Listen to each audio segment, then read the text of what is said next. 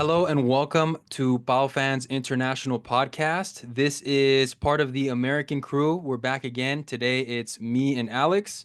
Alex, how are you doing, man? Yeah, good. I always say it, but it's been a while, and it's been a while. It's been a while this time. But yeah, it's good, and happy to have the games back, kind of in a way. Um, but yeah, I'm actually happy the season started because it's felt like a long time. Yeah, man, 100%, 100%. This time it actually has been a while for sure. Yeah. Little interesting circumstance for us, the highs and lows yesterday, but today, I mean, we have a pretty straightforward discussion. We're just going to be reviewing the Panathinaikos Rangers game, first leg. That finished yesterday. For those of you that missed it, Rangers ended up winning that game 2-0 in Scotland. There's, a lot of discussion to be had about the game. I think the score line doesn't really say the entire thing, really. But at the end of the day, that's exactly what matters the most, obviously, because that's what's going to get you promotion into the next round. So, I'm just gonna kind of dive right in, just kind of give a little overview for anybody that missed it. Panathinaikos started off the game quite strong. That first half, it felt like Panathinaikos pretty much had control of the game. Rangers really didn't threaten too much. We were very dangerous on the counterattacks. Pelistri, especially on that right hand side, did a really, really good job. I felt like he was very dangerous and gave their left back a lot of issues. He ended up getting a post. He shot the ball and it hit the side post there. Didn't get the back of the net. Ultimately, first half ended 0-0. And really, the huge story is just kind of how Panathinaikos played in the first half. They played very well. They played very strong. Probably as perfect as you could get, minus scoring. And then that second half, just tale of two halves. I mean, it was just a complete implosion. Something that we've seen in the past with Panathinaikos in Europe. And Rangers just capitalized off, a missed opportunity on our end. And before we knew it, 2-0 down. Rangers essentially dominated the game and killed us off there for that first leg. So, we go into Athens on the back foot down 2-0. Um, Alex, how'd you see the game, man? Like, what were your main takeaways from this one? I don't know where to start, honestly, because the situation was kind of all over the place. I'll start from the beginning, which makes the most sense. And a lot of us were feeling really hopeful for this one, for multiple reasons, both internally and externally. The internal are that like we've had a lot of good stuff going on in preseason. The team has looked pretty good. The kind of the players seem to be um, like solidifying into their positions. Like it was not really a surprise the starting 11. Rui was trying out players during preseason, but it seemed like the starting 11 was more or less solidified through those friendlies. And most importantly, something that we haven't had in previous seasons, previous summers, is the coaching stability, right? Last season, we went into European games and it was a new coach and a new team. This season, okay, we have some new players, but the coach has stayed the same. So the style of play has stayed the same. A lot of things have carried over, which can only be a positive. It doesn't set you back, in other words, like we've been in previous summers. So all of that was, we kind of had that going for us, and it was a reason to feel really good about where we were. In other words, the first game didn't come too quickly. In other summers, it came too quickly. So that was all a plus. The external is that Rangers weren't any, even though they have a name, they weren't anything to super fear. They have their own problems. They kind of for them the game came too quickly. It seems like based on their preseason, the games that they played, and their performance, and yada yada yada. So many reasons to feel good going into this one. A lot of us thought we could definitely get a point. I was thinking 1-1. I think you were thinking 1-1 too, and that wasn't just hopeful. That was, I think, honestly realistic before a ball was kicked. And then a ball was kicked, and 1-1 was looking actually pessimistic in the opposite way. Like it looked like we could have gone into the half at least one goal up, if not two. Um, So kind of our thoughts going into the game were confirmed in a way about like the optimistic feeling internally and externally. Um, if we play, and now I'm gonna make a jump, but if we play like we did in that first half, most games this season, I'm very happy. Like it's a little bittersweet in the sense that, like, yes, we lost and it puts us in a really difficult position in this tie, but it makes me really hopeful for this season. Um, this time last year, we were playing some European games and we were scraping by and we weren't playing pretty football. And we were like, how are we gonna play the next game? How are we gonna play the game after that? Right now, yeah, I want to get past Rangers, but if we don't, I'm still very hopeful because there was a lot of good coming out of that first half, which is honestly like if we're gonna put weight in something, it has to be in that first half because that was 11v11. Everything changed when it was 10v11. And it's not excuses, but that's the reality. The momentum completely shifts. So like I can't, if I'm gonna look at the team and analyze the team, I can't really analyze much from the 10-11 other than like, okay, we actually only conceded one goal in the 10v11, which is, something to take away, if not much. But that 11v11 the first half, we outplayed Rangers. We deserve to be a goal up. The only the only asterisk is we should have, you got to put away your chances. Like you can't not put away so many chances because it's going to come to bite you in the ass. And we've seen that in the past. We saw that against um Braga. I think we had a good amount of chances where we lost 2-1. Slavia in the second leg, we had a good amount of chances. In the group stages, we've seen that happen. Um, so at this level, you can't, 'cause teams will punish you. Like in Greece, you could waste 20 chances and, Alfie might not punish you and you get away and you're fine. At this level, you cannot waste that many chances. 100%, very well said. I think that's exactly it. I mean, we even saw it with Fiorentina, in that second leg. There were some chances that we kind of we did capitalize early on, but then also that we kind of let go past us. And we ultimately lost with them. And same thing yesterday. First half was incredible. I mean, like I said, I couldn't have asked for anything better, minus us actually scoring the goal. I mean, I I came in to talk to you guys at half, and I was like, I got no notes. Like, there's nothing to talk about. There's really nothing to talk about. We were doing everything perfectly, everything. They were coughing up their center backs were coughing up the ball. We were doing the high press on the correct guys. There were multiple mistakes their center backs made. Like they were looking like honestly quite amateur at times. Their passing was completely astray at times. Our passing was crisp. Like I'm gonna let you talk a little bit because I've spieled, but like I can't emphasize more how good we looked in that first half. yeah, I mean, exactly. It was what really impressed me the most was just the fact that we were able to really build up so well. Like we were effectively building up, like, two, three passes, boom, we were in the box already. I mean, Pelistri was again making insane runs on that right side, wreaking havoc. And again, we were in the box, creating those issues for their defense. And like you said, like I want to say after we hit the post, you kind of just started to see that body language of the Rangers kind of they looked a little worried and they looked like, man, we're on the back foot. We're a little bit surprised. And, it was just us. And I'm like, okay, this looks like it's our game. They don't look like they're really gonna threaten too much. Maybe, the last minute or two of the first half, you kind of saw that they had a couple dangerous chances, but that was mainly because of our mistakes and like those weird deflections. They didn't threaten actually until the 37th minute. They had one shot in the 7th minute, which was outside the box, and it wasn't close. Like, you can't count that as a threat. Their real threat was the long shot at the 37th minute, which was the low shot.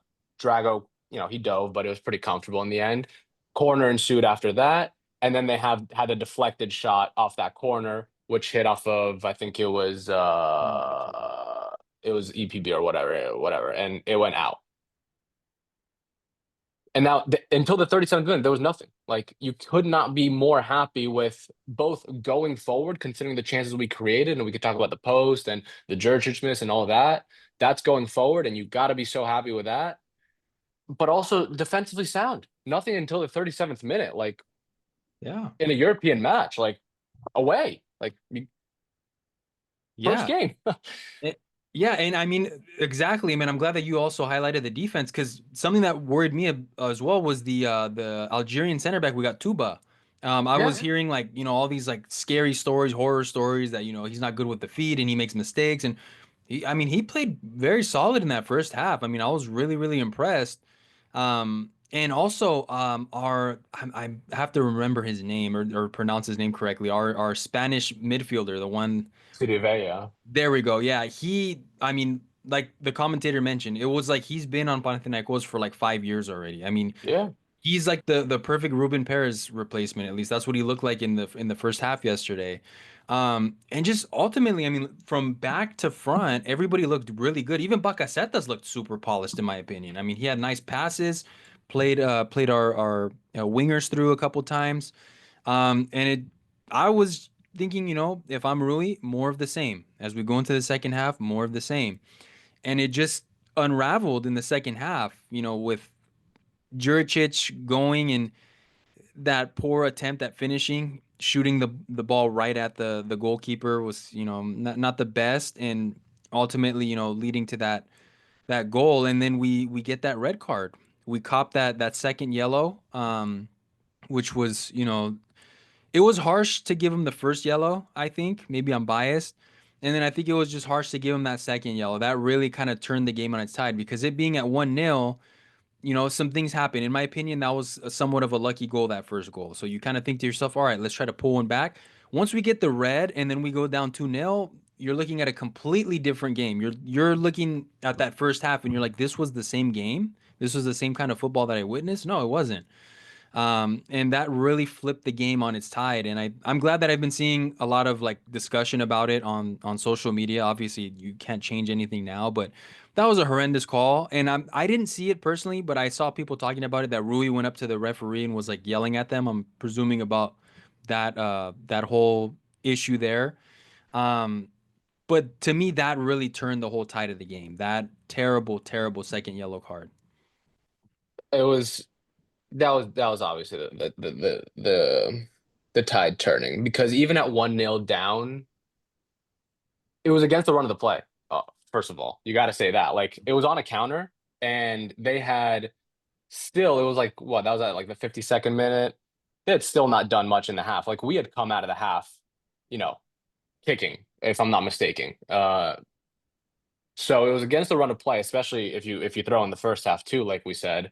But even so, I was not worried because we were looking good. Like we were looking good. It's not like we came out in the second half and we had turned into a different team. I think we picked up where we left off, and it was just looking like we were at some point going to score. So I wasn't super worried even at 1-0 down. Yeah, it made the eventual, let's say, score line at the end a little less favorable, but I was confident that we were going to leave even at that point at 1-1.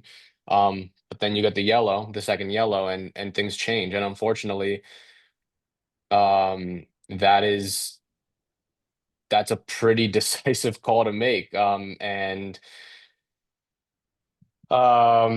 someone said on Twitter that it was a carbon copy of, if you guys remember uh, Oh yeah. the Slavia game from now 3 years ago. That was, Conference League qualifying, in 2022. We lost that game 2-0. It was the same situation. First leg away, second leg was home. First leg, we lose 2-0. Palacios was the one there that gets two yellows. And actually, the similarities are so on point that one of his yellows was also for simulation. That's how on point the similarities are, just like Vaya. Um, and actually, in that one, if I remember correctly, and this I'm really reaching here, but I think the simulation was a wrong call. I think there was actually contact on him, and he gave it simulation, and he gave the second yellow. Um, Regardless if that detail is correct or not, the similarities are there. Um, One of the two yellows was erroneous in both cases, and it completely changed the tide of the game. In that one, it happened earlier. In that one, he got both yellows in the first half. But the result's kind of the same. The saving grace in that one was that they had also gotten a red in the second half, which ended up not being a huge factor in the end. But anyway, the unfortunate part is that this is happening over and over again. I don't know what to say other than like what like I'm sitting here like being like, why does this keep happening? Like this carbon copy situation happening 3 years apart from each other in the qualifying rounds is ridiculous. I know these are not, the most elite refs in the qualifying rounds, this and that. It's early in the season, but and I guess what I'm about to say has nothing to do with our team. It's more of a, ideological thing, but a second yellow should be reviewable. I don't see why a straight red. And listen, I'm actually someone who quite supports VAR. I think it has its flaws, but I think for the most part it does good when used properly, obviously.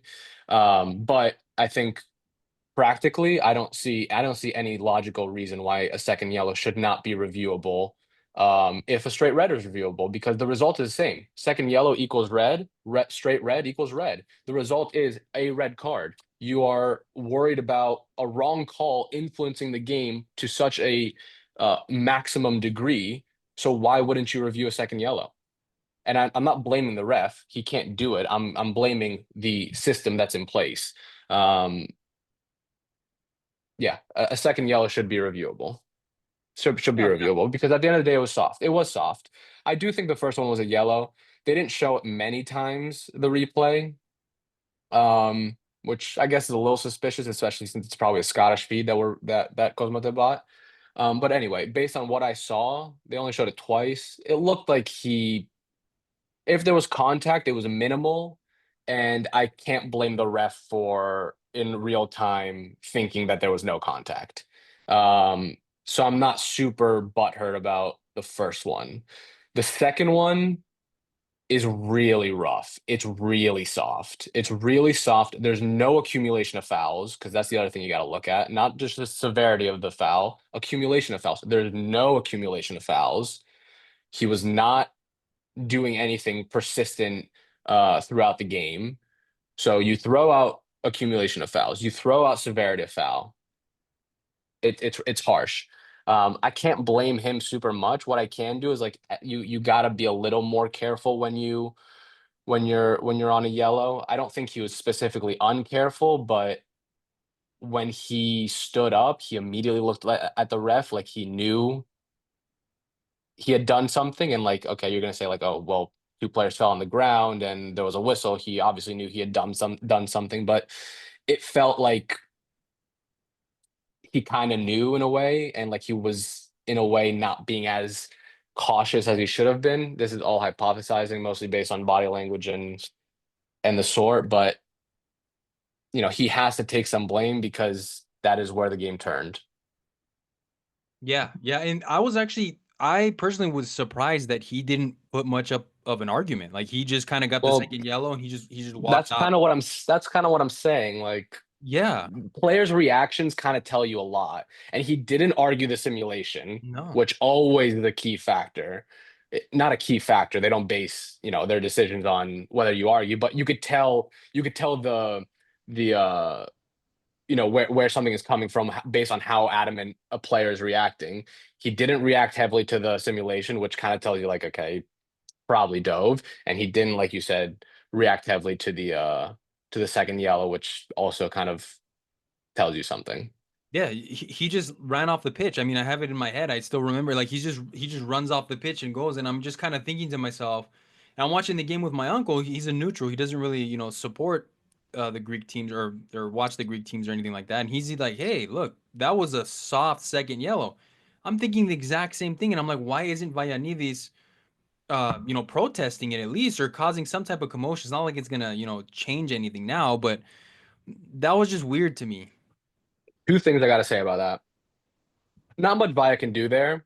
Who should be doing something there is Foti, and I don't know if he did or not. To be fair, Right. I'm not pointing a finger, but the person who does protest there, okay, the player at fault does obviously have some protest, but it's always the captain comes in, he levels heads. Okay, there's no head to level with Vaya. He's been sent off anyway. That's not going to get reversed, but that's why the captain is there to talk to the ref, to understand why this, and that, and to advocate for your players. I don't know if he did that.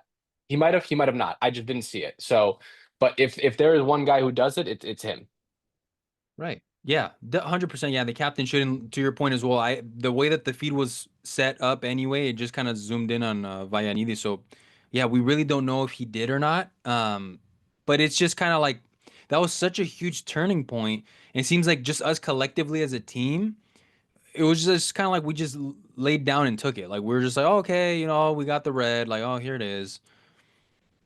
Yes and no. Like, listen, to some level, like you're gonna, the run of play is gonna change. It's a man advantage. So like whether you're consciously laying down and taking it or not, the run of play is gonna change. But we did have a pretty good chance even after that. I remember Jurčić was on the break through the left. It was probably like a 2v3, 3v3 kind of situation. And he carried the ball a little bit and then crossed it. He was trying to find Palistra on the far post. And he didn't find him, and I think it went out for a corner or something. It didn't end up in a chance, but it was a half chance. And that was definitely after the red card. So again, these are few and far between. I'm not saying we had a plethora of chances after the red, but we did show some life, and Yeah, yeah, more I'm so. not. I'm saying like us kind of like we just kind of laid down with the second yellow and it looks like we didn't argue with the referee. We didn't really make commotion. We kind of just, oh, there's the second yellow. And then like you said, we did create some chances and stuff, but it was just more so like as a fan, of course, obviously, I was just upset about that second yellow and I felt like there wasn't as much protest. I was glad to see, Rui at the end of the game protesting, but it seemed like on the pitch, again, maybe it was the feed, but it just seemed like our players Yeah, just didn't fight enough for yeah, Vaidis. Like, you know what I mean? That's where I was kind of upset. yeah. And it's important because I'm just left asking myself like, why does this keep happening? Like, yeah, you could just say like, we're unlucky this keeps happening, but like that's not really the case. Like, you don't. This is a very particular kind of bad luck where you're like, this is not. That's not just bad luck. So they're like is there a kind of way, like if you react more heavily, you kind of like, okay, let me just say this, kind of like how we talk about like how Alafusos just rolls over in the league. Like you need your players to stand up, you need your coach to stand up for these kind of situations, and hopefully next time then you don't get stomped on, and it's kind of what I'm saying. Same thing like the Alafusos analogy that we say in the league, he just gets stomped on by everyone, and that's why we get unfavorable calls in the league. I don't think UEFA has it against us. We're not on their radar. Like they don't really give a shit. We're just another one of many clubs that outside of their top 15, right? So I don't think they really give a shit about us. But if you're the one to just roll over time and time again, then you'll roll over time and time again. Like if you're not going to do anything about it, right? Mhm. And the only thing you could do about these kinds of situations, like you're not going to put out the bullshit statements like they do in Greece. You're not going to do that. UEFA doesn't care about that, and that's just silly. But you make your point clear to the ref. Your captain does. Your coach does. I don't know what they can do other than that. There's, I'm sure, more, but stuff like that. So you just kind of give yourself a backbone in Europe. Yeah, that's what it is. And like, to parallel that, like we see that happening a lot in EuroLeague with DPG. And I'd argue he's probably on the other extreme of the spectrum too, where I think he goes a little too far. It's good that he defends the team, but some of the things that he says is a little, off the chain. But just finding some type of balance. You're right. Like just us kind of, you know, again, we're not going to release statements like you said, like in Greece, but you know, Rui coming out was a good thing. And then just us on the pitch as well. Just maybe if we threw some commotion a little bit, but it's very frustrating because I think Sturg maybe mentioned it or maybe somebody else, but like a very similar play happened to Rangers, where one of their players was on a yellow and he didn't get a second yellow for the exact same thing that Vayanidis did.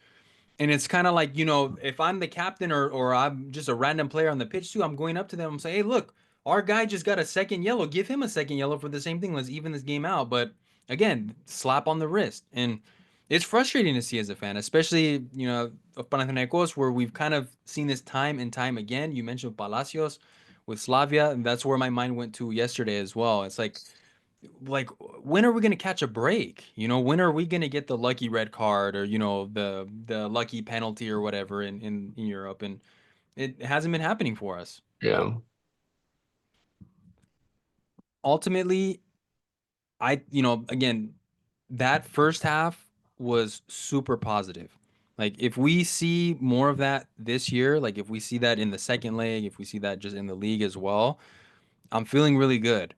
Um, the hard thing to navigate though is I'm I fall into this too as well. It's kind of like our fan base is very like reactionary. Like I was on cloud nine in the first half, and in the second half I'm just like crashing out. I'm like, oh my gosh, like I'm just pissed off. My day's ruined.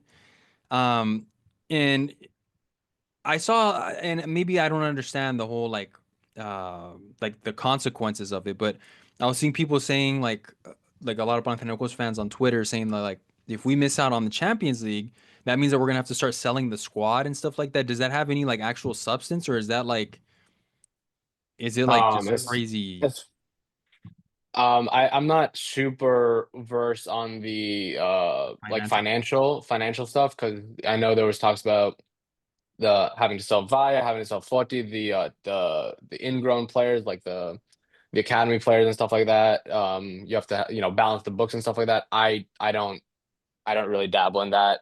Same. I just it's like too hard for me to follow. Um, I don't know if that changes based on what competition you're in. The only thing that would change is the amount of revenue you're getting, right? So if that has something to do with balancing the books, because you fall down to a less competition, you get less revenue from that competition. So your books need balancing theoretically. Like you need to make a sale, so it's more likely to be balanced. Basically, cover that difference in revenue. So if you got 20 million from Champions League and you get 10 million from Europa, now you need to cover that 10 million to balance the books. And Right. before it was covered by making the higher competition, now you need someone to cover it. Who's going to cover it? It's going to be a player sale. That's the only thing I can imagine. Obviously, I don't know that for sure.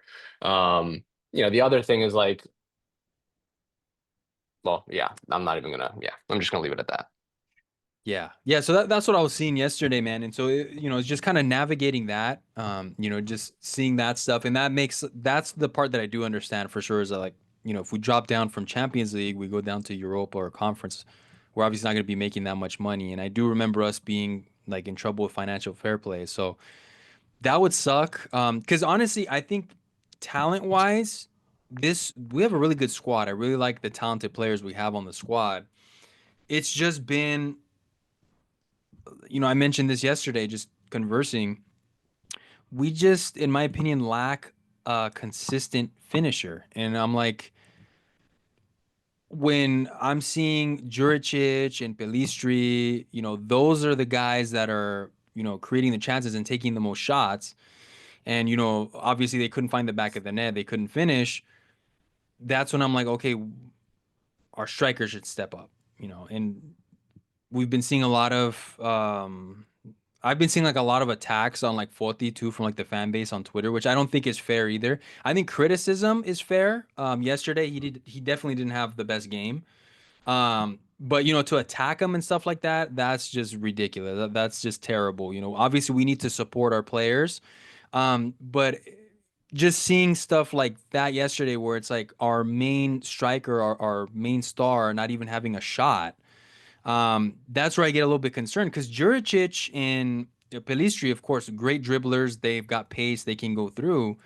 Um, it's just more so the Foti not being able to do it, and he's got the dribbling. He's got the ability. We saw him create a little nice little run and create a chance. I think for Bacacetas, but it just seemed a little too passive for me yesterday, and that's where I'm like, I'm seeing some of that leaking over from last season. And I think that's what the big thing for me yesterday was, where we could have found the back of the net. We needed that difference maker, and it wasn't there. It wasn't Jury, it wasn't Pelistri. If those two aren't scoring, we need the striker to score. And he got subbed out. I think he was probably gassed. Wasn't up to fitness. But yeah, man, sorry that whole spiel. I just wanted to just mention that because I think that was a big part for me as well to kind of like why we struggled a little bit. Yeah.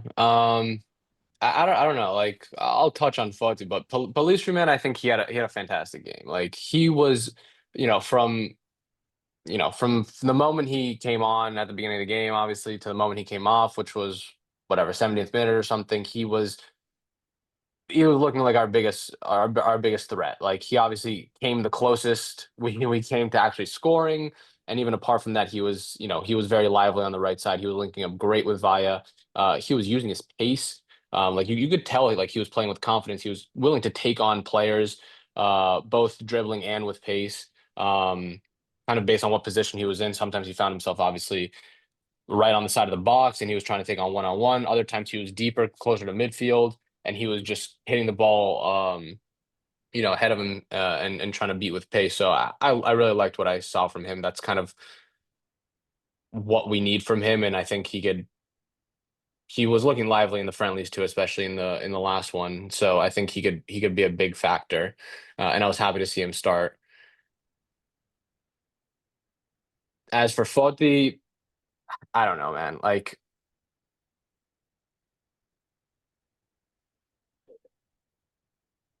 Uh, Foti's tough because like we've said time and time again that like he's just a different type of striker. He's not your classic number nine. He's not your poacher. He's not your this. He's not your that.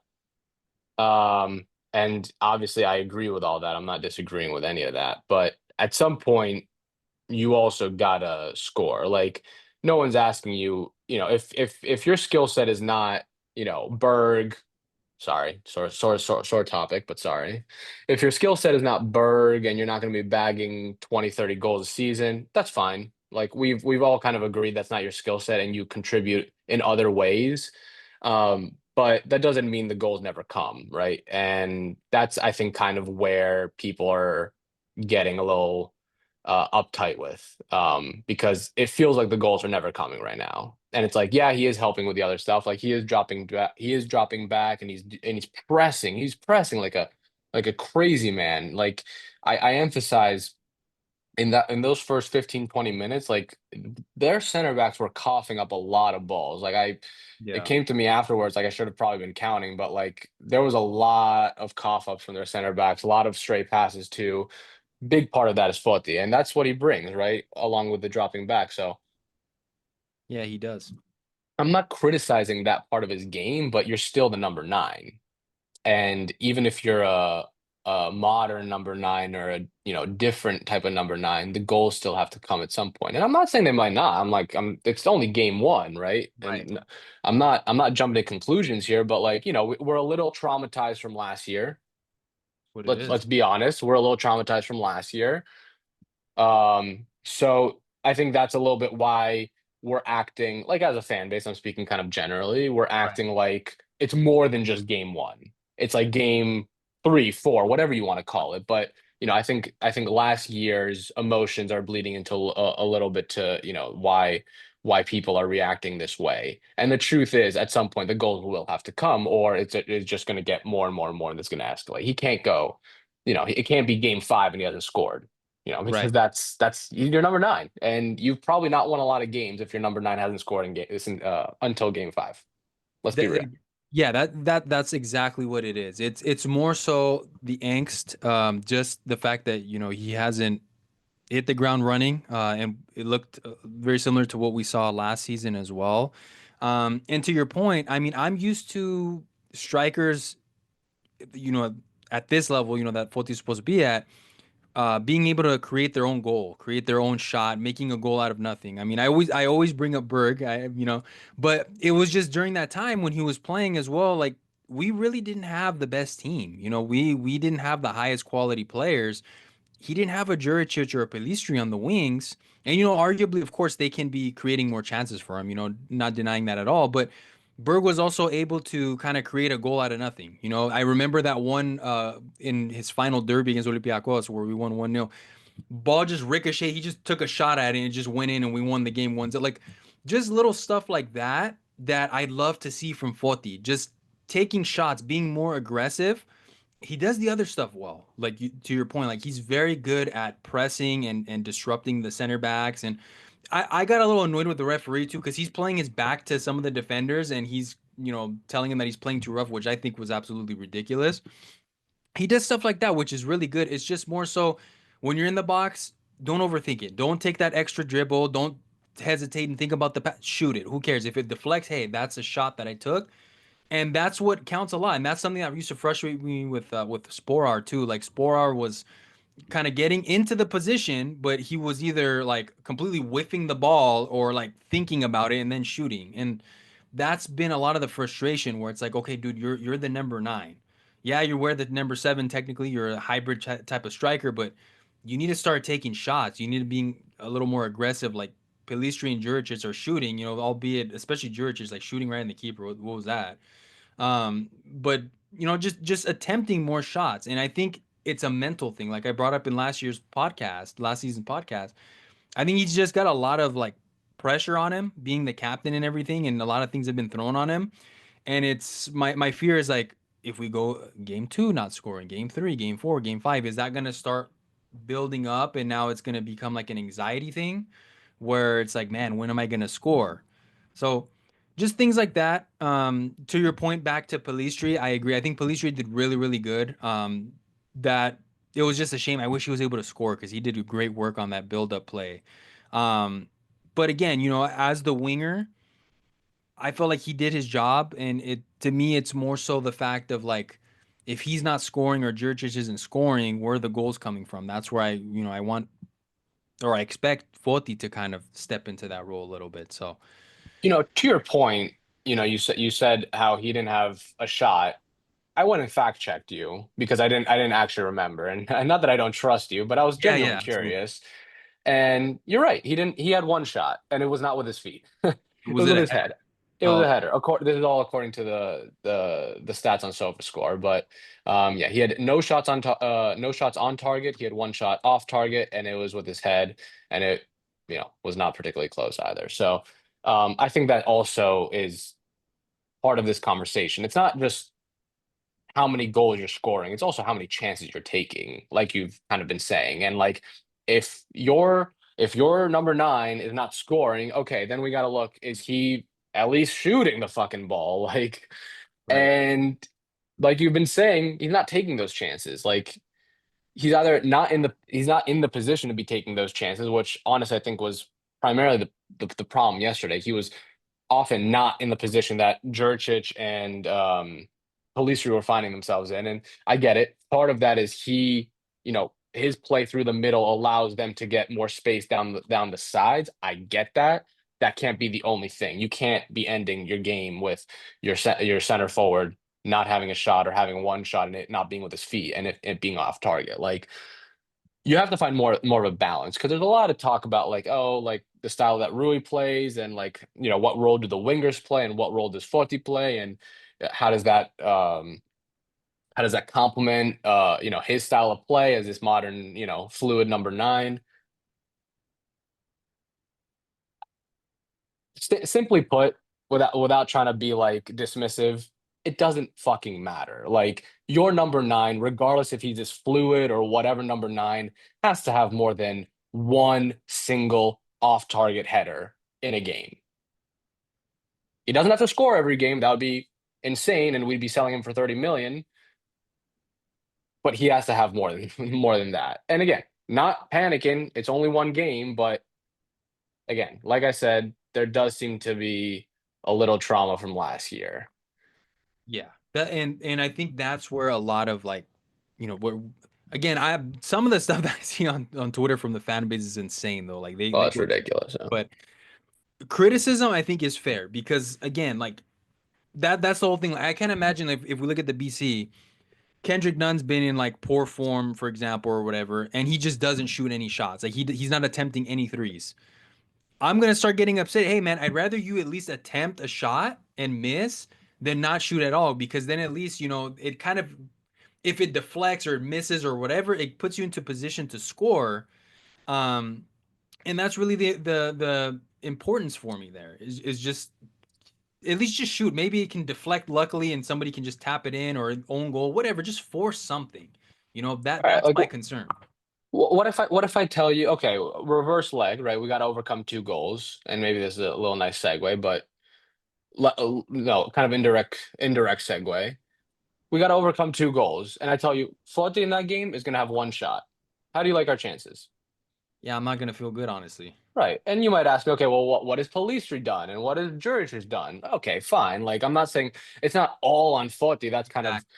part of the Right. conversation we're having. It's not all on Foti, but if I tell you, hey, you don't know what the other two do, that's unknown, let's say. I'm just telling you, for sure, Foti has one shot that game. You're still not liking your chances, regardless of what the other do, because you're not banking on them each having a goal, Right. right? It could happen, but the point of my comment is that you don't like your chances in most games if your center forward has one shot. That's kind of what I'm saying, regardless if you have to overcome a 2 goal deficit or not. Right. Exactly. That's exactly what it is. And I mentioned something yesterday because it's not like this is like, to your point, it's not like we're just like targeting Foti or anything. It's also something that I've been noticing with our team the last like few years, even with other coaches. Like for example, I mentioned Aitor, right? Aitor that one season with Jova really was like bailing us out because Sporar wasn't scoring. Sporar went missing. He was the striker and he just wasn't scoring. So our left winger was the one that was going out and scoring. I think the season before that, Palacios did really good. When he came in, he was scoring and he was one of our best offensive players. And it's like, again, Juricic and Pelistri, if they're not scoring, back to my point again, that's where it's like, okay, the goals have to come from somewhere. We can't always rely on the wing play. We need to rely on a consistent scorer, somebody that's going to take the chances. Look at Olympiacos. Olympiacos is really good because they have clinical finishers. They have clinical number nines.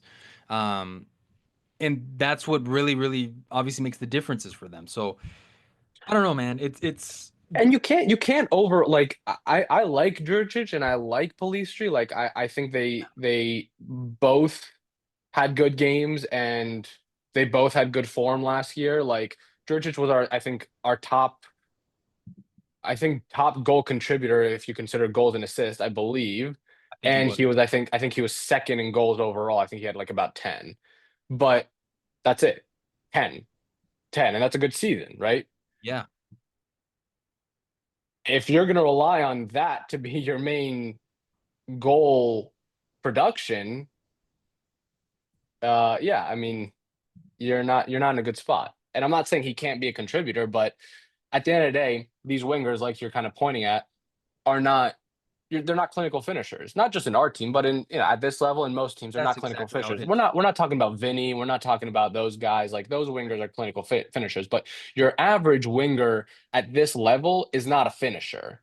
And that's what we see in Jurcic, and that's what we see in Palistri. They have a lot of attributes. They could definitely improve their finishing and be even more uh uh contributing to our score, but at this point, they're not the finishers that you can rely on. So that's why your center forward needs to be having more than one shot a game.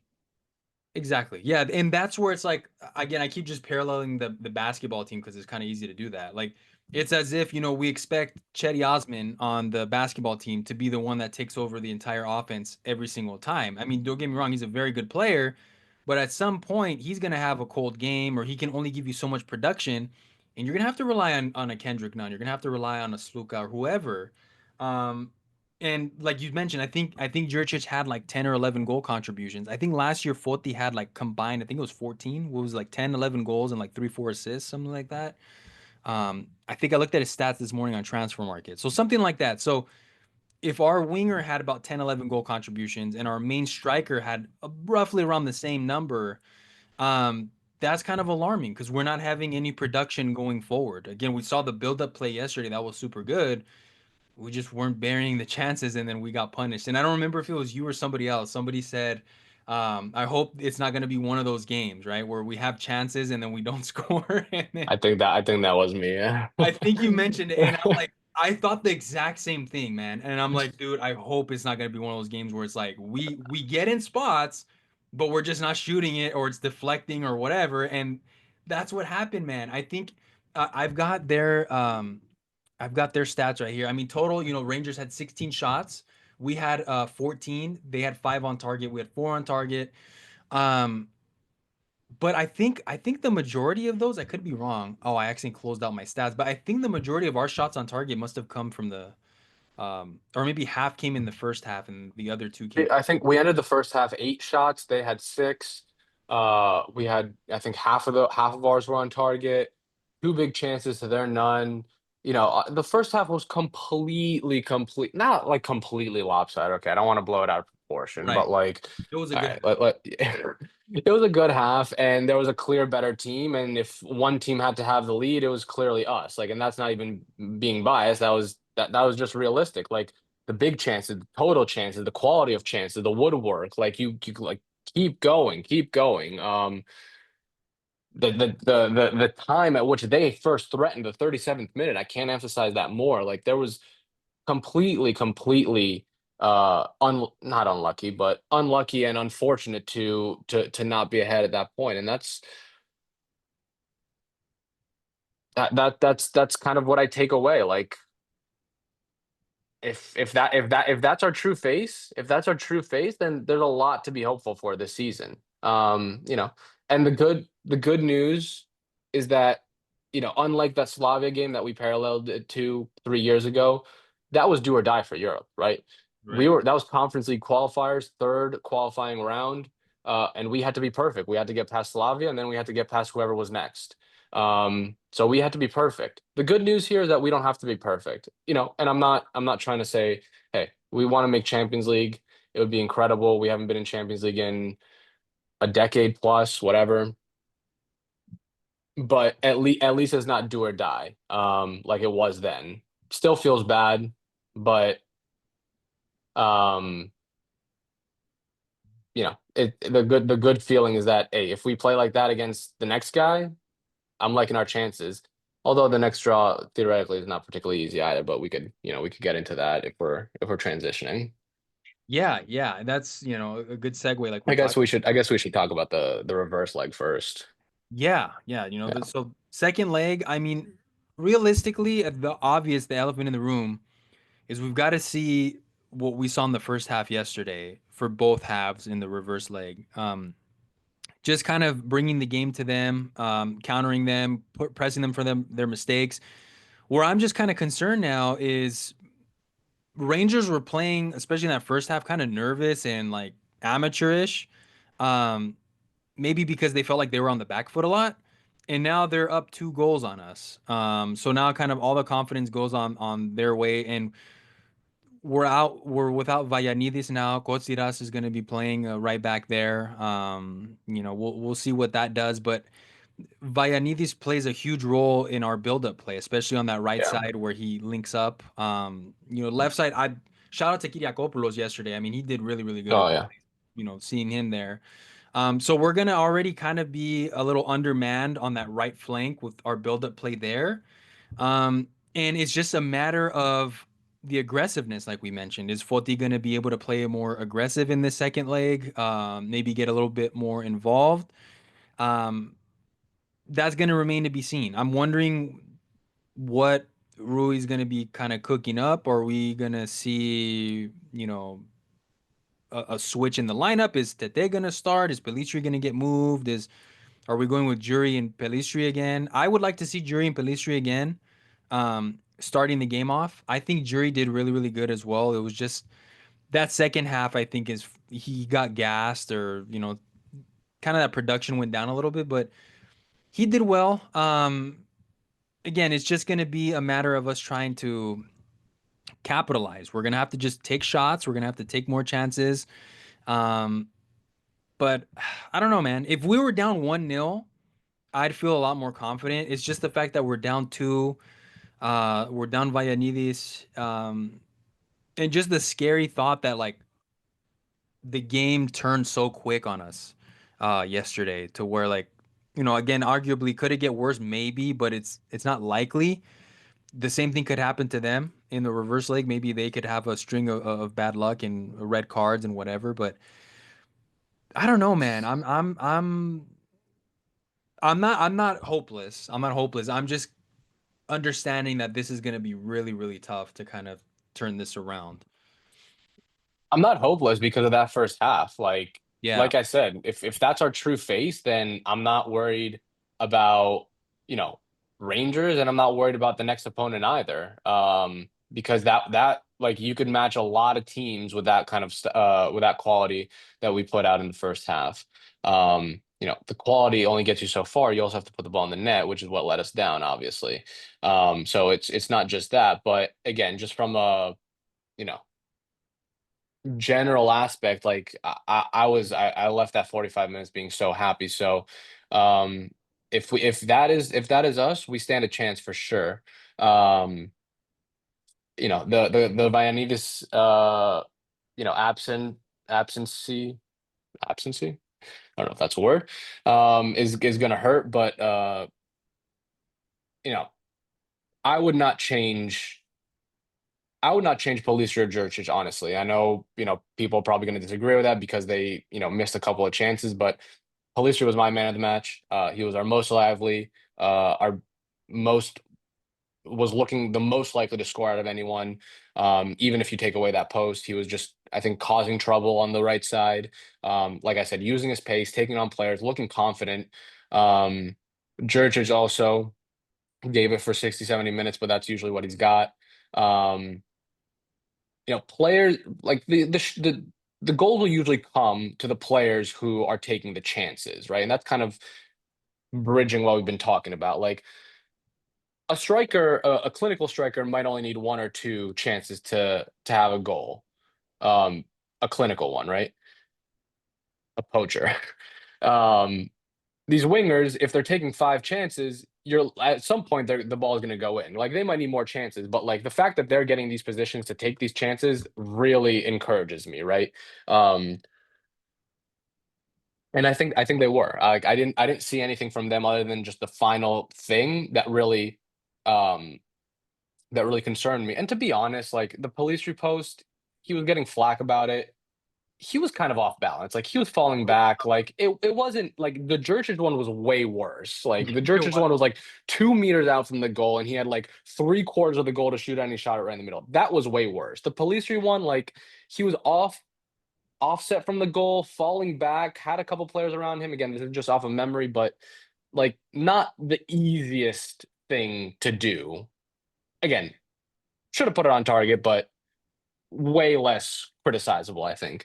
But anyway, I just really liked the positions that Jurcic and Policia were getting in. So I'd keep them. I would not change them. Now, how does Policia's movement, production, all of this change if he doesn't have Vallanitas behind him? That's a good question. But that is also affected with Tete. If you put Tete there, the same question begs. Like anybody's movement, production, all of this is going to change if you don't have someone like Vianney behind. So for that reason, that's why I would keep Palistra. He's got a whole week. I liked what I saw. I don't think if you go with Tete, it's the worst thing ever. I don't think you're sacrificing much. I think it's, almost like a like for like. Um, I think the only thing was like if Rui feels like the left-footed player there is better, but Police was going a lot of the times up to the he was, on the touchline going all the way up to the goal line and then cutting in. I think the right foot there was kind of causing a little more trouble than if Tete was cutting in before the box. These are all hypotheticals. All I'm saying is I didn't I liked what I saw, so I wouldn't change that. And all in all, like I don't know if I'd change anything else. Like I said, I came into to talk to you guys at halftime, and I was gonna say everyone's amazing. Like all 11 of these guys are amazing. So like I don't know if that's the case. I don't know why you change anything. I think the only question now is how do you feel about Kotsiras at the right? And what I'm specifically talking about is, yeah, I just talked about going forward and how that affects Police or Tete, whoever's in front of him. But how does it affect the defense, right?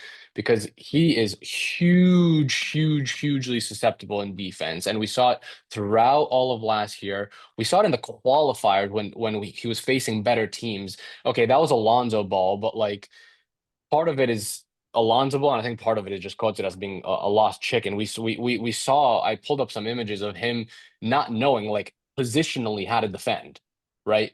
And again, hard to break up how much of that is Alonso's problem, how much of that is the player's problem. Really hard to break that up, but we saw it throughout the whole season where even after Alonso was gone, that he was just a liability at times, and better teams, European teams, were exploiting it more than obviously like an Offi or a Panathinaikos would.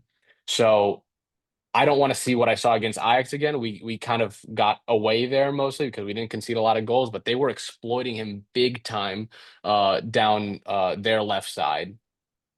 So what I'm culminating in after all of that spiel is, do you go with something like a back five or a back three with two wing backs to reinforce that? The defense was so good in that first 45 that I tend to say no. I tend to lean no because of just how solid we looked. So like why like defensively we were sound, why change anything? Is Coates really gonna subtract that much? Maybe not. Via goes up quite a bit too. So, I'm not saying Via doesn't contribute at all on defense, but he's more attacking minded also. So does that lead us to think that it's not going to affect us that much swapping in Coates since he's just subbing in for a more attacking minded right back? Maybe.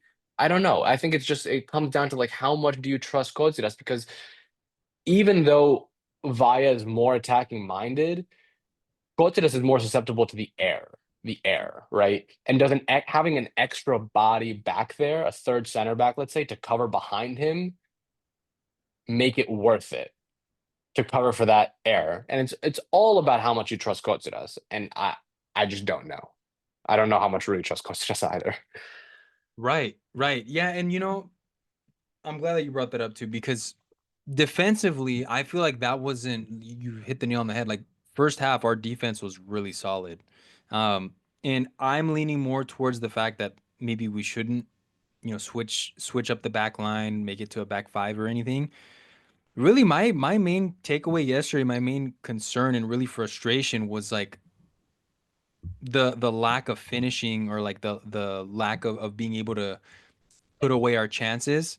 Vayanidis is just such a better overlapping runner. Kotsiras, like you mentioned as well, Tete and Kotsiras. I mean, those guys when they play, you can see like Tete isn't as freed as he is when Kotsiras is playing compared to Vayanidis, right? And I think a big thing that helped as well with Pelistri yesterday was the fact that Vayanidis was able to get up and free him and allow him to get into those spaces. And having Kotsiras there, it kind of makes you think, all right, is Pelistri going to be able to be, or even Tete, are they going to be able to be effective in the second leg, or as effective as in the first leg because of that? Um, you know, how do I say this? Kind of like he lacks the tools that Vayanidis does going forward. I'll just put it that way. And so the one thing that I was kind of thinking while you were talking about is, I don't know if you saw, but like Tete was apparently training or practicing as a number 10 throughout Yeah. this preseason. And I'm wondering if Rui's gonna like swap out Bacacetas and plug in Tete, kind of, so where we have Jury on the left, Tete in the middle behind Foti, and then Pelistri on the right. So that way, it kind of, I don't know if it allows Tete to kind of be that danger man. Don't get me wrong, I loved Baca in that first half. Um, but that's where I'm thinking maybe if we do say change, we might see that to where it kind of frees one of them up. Because Kotsiras, I think, is going to hinder our ability going forward a little bit. And to me, that's really my main concern because we're down 2-0. So we've got to, we need goals. We need goals. So Mm. I don't know. Just kind of wanted to Yeah. listen out there. I don't know. We've seen Tete a little bit like at a couple times last year at the 10, and I don't know. It was not bad, but not great. It was just kind of neutral, I think, most of Right. the time. Not that it could definitely be different now, especially if he's like kind of, trying to improve that and trying to add that to the arsenal. Um, I'm just trying to think like what do you what like if you do like what does Tete at the 10 bring that Baca doesn't, right? Like if you're gonna make that decision, that's what you have to answer. What does Tete bring at the 10 that Baca doesn't? And I don't know. I don't know. Like because I thought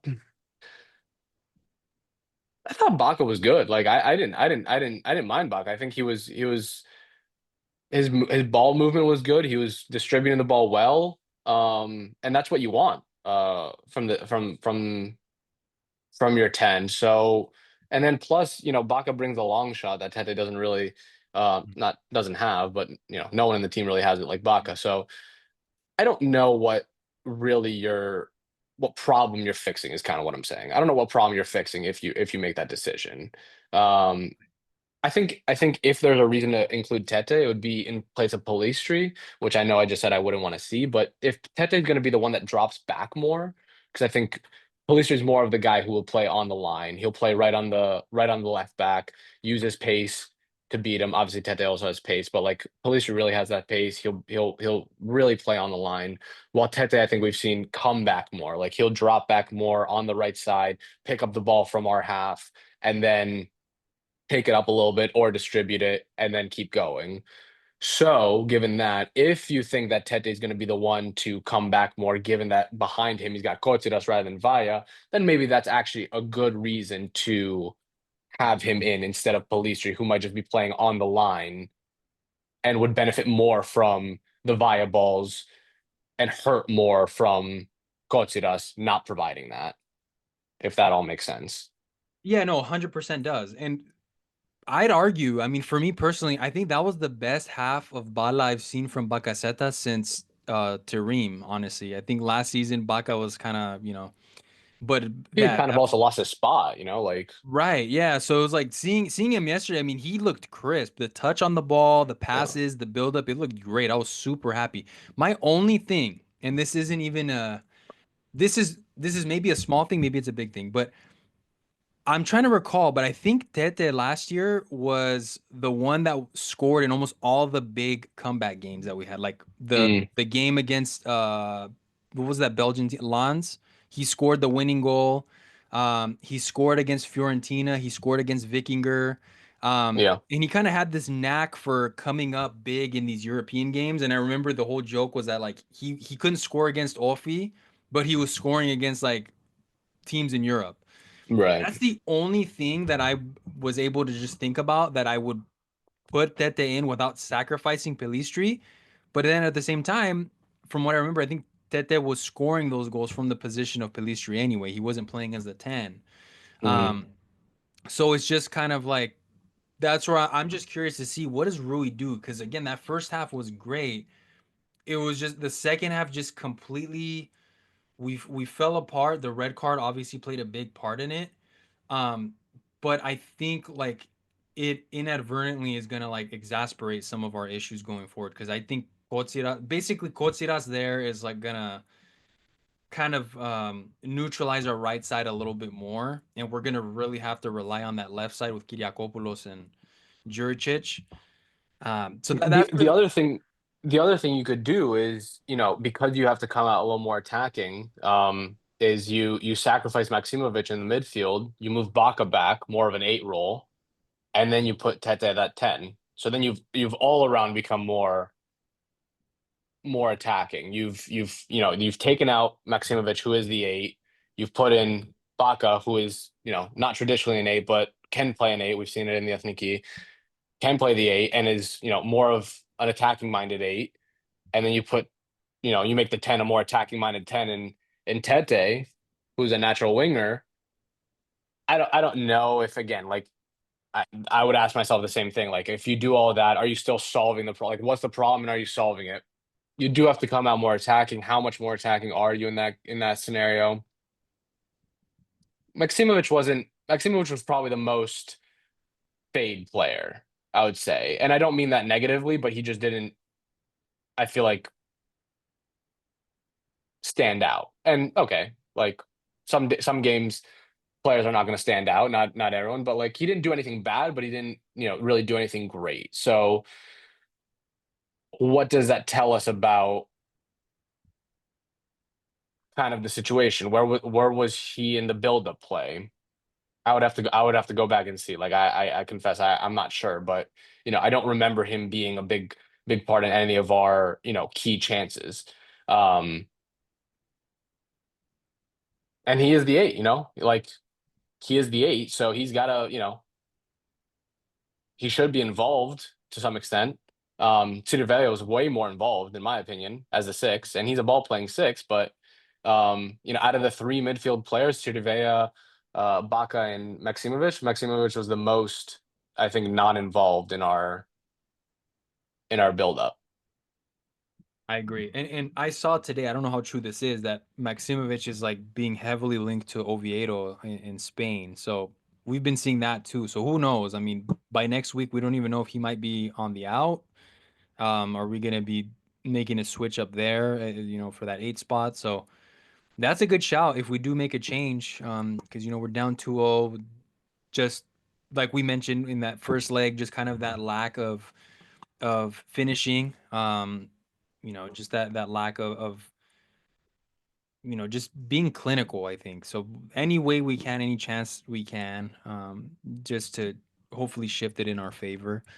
Um, I don't think I want to make a prediction because last year I made predictions and every time I did, or not every time, but a good chunk of times when I did, it didn't end well. So um, I don't want to do that.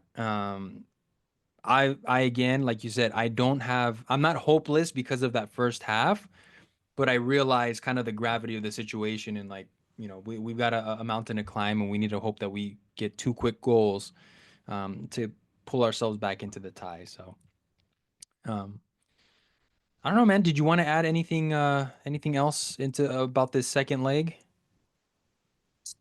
No, I mean, I was just gonna kind of maybe look forward a little bit.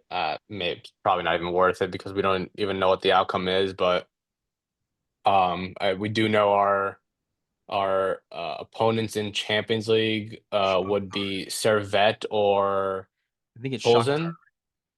No, Shakhtar and Besiktas would be Europa League, I think. Oh, okay. Yeah. So if we drop down to Europa, it's one of Shakhtar or Besiktas, and if we continue in Champions League, it's one of Pilsen or Servette, which Servette has the advantage there. Um, Hmm. Honestly, like I know Shakhtar is not like the Shakhtar of like the 2010s, um, but not easy. I don't know what their situation is now. Obviously, like all Ukrainian clubs are different now, but even Besiktas is not no walk in the park. That's not great. That's I don't know which I'd prefer between the two. I mean, regardless of competition. Like if you told me the same competition, pick one of these four teams. I don't know. None of those four teams are particularly easy. Pilsen has been very good recently in recent years. Even Servette has been very good. They won away at Pilsen, even though they got dominated, it seemed like. But none of those teams are easy. So that's a tough draw, even if we fall down to Europa. yeah, you as soon as I saw Shakhtar being thrown around and Besiktas, and that's gonna be tough. I mean, you're Yeah. unfortunately down 2-0 against Rangers. Historically a good club in Europe, but yeah, it just That was our first loss against a Scottish club, I believe, too. it was. That's our Yeah, first ever loss. we had a pretty good record against Scottish clubs. Not a huge sample size, but yeah, Yeah, it tough. We've been breaking all the records, just not in the right way. That's yeah. been the story the last 15 years or so. But I don't know, man. I'm just here's hoping that when we talk about the return leg, hopefully we got some good news. Hopefully we're past, but a sliver of hope to hold on to, like you mentioned as well, is it's also not like we're completely out of Europe if we blow this against Rangers too. So Well, we have Europe secured, which, yeah, again, going back to our comparison with the Slavia, we had nothing we had nothing right. certain there. We had to be perfect, and we had to be perfect just to get into the third tier of European football, and we failed. At least this year, we don't have to be perfect. Okay, obviously we're aiming high, but we have stuff to fall back on, and we have many chances, and we have not a lot of time, but time to overcome stuff and fix stuff. So it's a lot better situation than we've been in the past. So at the end of the day, Europe is hugely important. I know there's a lot of talk, and we could maybe for a couple minutes touch on this, but I know there's a lot of talk about like the different levels of competition. Um, Obviously, the higher the competition, the better, the more money, the more exposure. But a couple years ago, we were not in this position. We were begging just to be in conference. That year, Slavia. Okay, that was the first year after our ban, so circumstances were different, but we were just begging, like, just make Europe, raise the coefficient, do this, do that. Like, we were begging, we were desperate. Things are better now. Things are better now, and we don't have to beg. We're not as desperate, but I just think about, like, at least we have Europe secured, and that makes me feel a lot better. Um, Even last year, like against Lens, we had to beat Lens to get into Europe. Like that was no small ask. We're not in that position this year. Like we don't have to beat anyone to be in Europe. We are in Europe, so that's fantastic. And I don't know. I just kind of, I guess what I'm saying is, like, I'm not taking it for granted because Right. we've been in a lot more desperate positions. So I'm not saying Champions League is not the goal. It is the goal, and Europa League after that, and obviously, lastly, the last one. But it's been worse.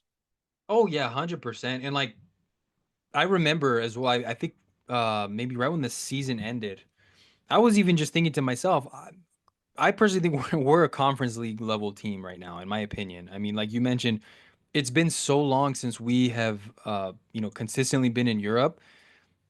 To already be in Champions League, to be in this position right now is insane to me. Like if you told me, a couple years ago that we were going to be in Champions League playing Rangers, but what are you talking about? Of course, us making Champions League will have a great economic surplus for us. It'll be a great advantage for us. But realistically, if we do make the league phase, I don't think we're going to do anything really. I think Yeah, it would just be a bunch of copying a bunch of L's if I'm being honest. Europa, I think we could maybe, do something. Conference League though, I mean, we saw what we did last season, dude. I yeah, mean, to me that was insane. I mean, we're playing Fiorentina, I think what was it in like was it March?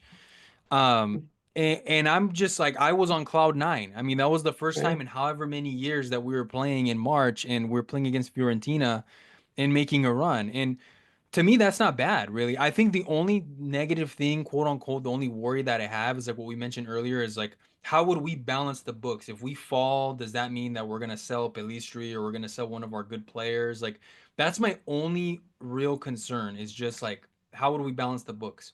But everything else, I'm happy, man. If you tell me that I'm in Conference League and I'm, making a run into the knockouts again and maybe getting past that even, dude, I'm all on board. I mean, this is Panathinaikos we're talking about. This has been 15 years of struggle, and like to your point, not taking it for granted.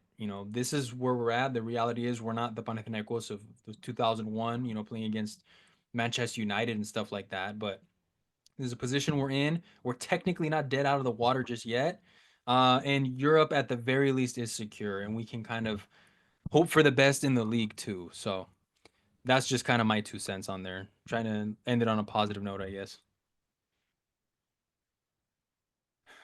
sure. Yeah. Well, that's all we've got, you guys. Just kind of wanted to wrap up this first leg against Rangers. As we mentioned, hoping for the best in the second leg. If you guys aren't already, please subscribe to us on YouTube, follow us on X, follow us on Instagram. We're also on Facebook. We also post these podcasts on Apple Podcast and on Spotify as well at PAO Fans International. As always, you guys, please feel free to like and leave a review for us. We really appreciate it. We should be back the next time to review the second leg and hopefully with some good news. So, Alex, it was a pleasure, man. See you on the next episode. Nice talking to you, Antoni.